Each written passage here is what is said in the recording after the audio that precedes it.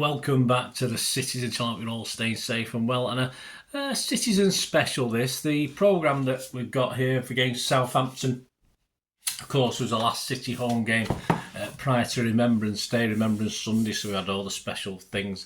But inside the programme, we've got a little piece called Remembering the Heroes. And I thought I'd share with you if you haven't had a chance to get the programme, or you won't be getting the programme, perhaps you live abroad or whatever. But I thought I'd share just the article with you. It's about a guy called Bernard Morgan, and it's simply called Bernard Morgan's Journey. Good name, that Bernard, isn't it? Bernard Morgan's Journey from the Football Field to the Battlefield. Yes, the pictures will be up on screen there. Great pictures of the old gentleman. Absolutely fantastic. Great article. So I thought I'd share it with you guys. So please enjoy any memories. Perhaps you know Bernard, another Bernard. We're all pretty good blokes, aren't we, us Bernards? So yeah, let me know, guys. Before we do that, please, if you are new to the channel, press that like button. That'd be wonderful and much appreciated. Press the subscribe button if you've not already done so. That'd be fantastic.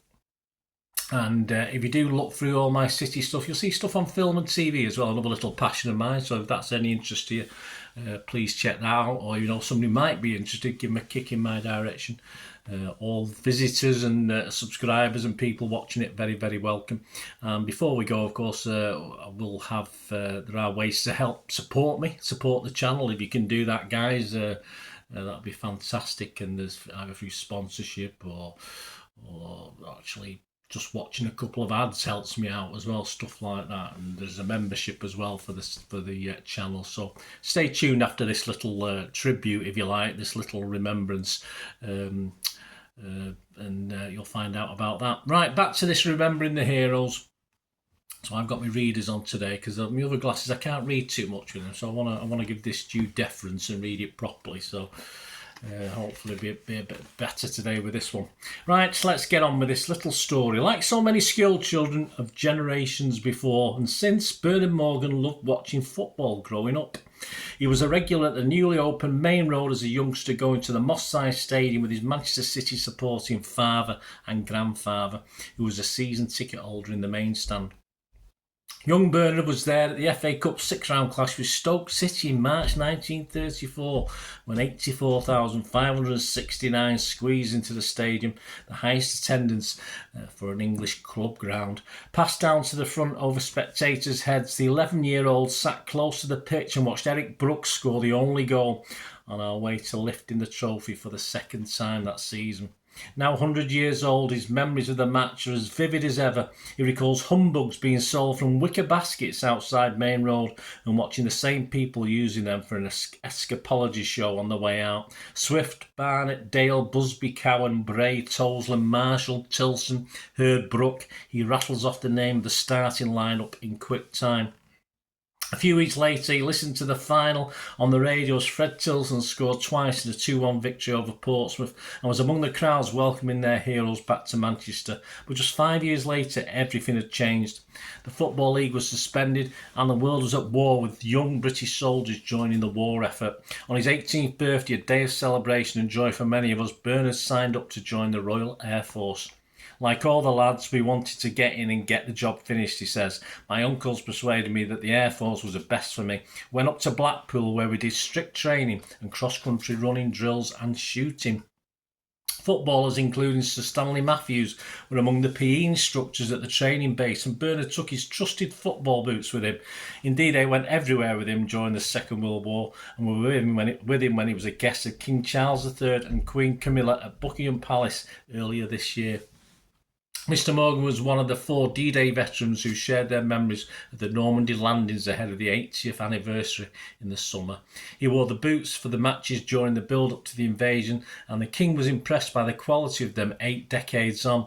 They were together again in France on June the 6th, where they also met Prime Ministers Rishi Sunak and Sir Keir Starmer as people came together to remember the fallen and honour the legacy of those who changed the course of history. D-Day was the largest military seaborne operation ever attempted and marked the start of the campaign to liberate Nazi-occupied Europe. It involved the simultaneous landing of tens of thousands of troops on the 5 separate beaches in Normandy. Around 7,000 ships and landing craft were involved, delivering a total of 156,000 men and 10,000 vehicles to 5 beaches along the Normandy coast. Sergeant Morgan was the youngest RAF sergeant to land on Gold Beach. With a 24-hour delay due to bad weather, his landing craft was anchored off the coast of Normandy as the Allies waited for the go-ahead. I had to man a Bren gun for 2 hours and I was frightened to death, he says. They were firing from the Atlantic Wall and our battleships were firing back from behind us, and I was under a canopy. I could see other craft going up in smoke. You look down the line and think, this is my landing craft going to be the next one. While the landings established a foothold on France, as many as 4,400 troops from the combined Allied forces were killed, with another 9,000 wounded or missing, and many more French civilians. Mr. Morgan served as a code and cipher operator with the 83 Group Control Centre, a mobile signals unit that was so secret that he was unable to tell his family what he was doing. To mark the 70th anniversary, all D-Day veterans were awarded the Legion d'Honour, France's highest distinction, and Mr. Morgan also has medals from the French and Dutch governments for helping to liberate those countries. But always in his thoughts around the subjects are those that didn't return after making the ultimate sacrifice. We must always thank the soldiers, sailors, airmen, airwomen and civilians who gave their lives for the freedom that we enjoy today, he says. We must never forget those people who were the heroes of the war. When victory in Europe was secured, Bernard was then sent to fight in the Far East, but the war was over before he arrived. Unfortunately, he contracted diphtheria in India, but again didn't tell his family how seriously ill he was. With no treatment working, thankfully he made a full recovery, and following the end of the war he returned to his home in Crewe, Cheshire, where he worked as a clerk on the railways and as a turnstile operator at Crewe Alexandra. The cross-country running during his training saw him challenged to compete at the 1948 London Olympics, but he narrowly missed out on qualification by a second in the 1500 metres. As a father, granddad, great-granddad and a hero, a book is being written about his extraordinary life. Today's game against Southampton is our final match before Remembrance Sunday. It's an opportunity to remember the service and sacrifices of all those that gave us so much to defend our freedom and protect our way of life. Great story, great man, great people. Sadly, not many now with us still, but that was just a piece remembering the heroes, Bernard Morgan's journey from the football field to the battlefield. So some great memories, just a great bloke, and of course a great thing to still to do to this day. And it's nice to see the minute silences and everything else being impeccably observed at these grounds around the country. Thanks for listening, guys. Let me know any memories you've got. My dad was in the, of course, no longer with us, but he was fighting in Burma. He was a radio operator. He says his worst thing he ever did was he went out and they were in the middle of the obviously Burma, the jungles, and he was supposed to contact base, and he'd forgot his aerial.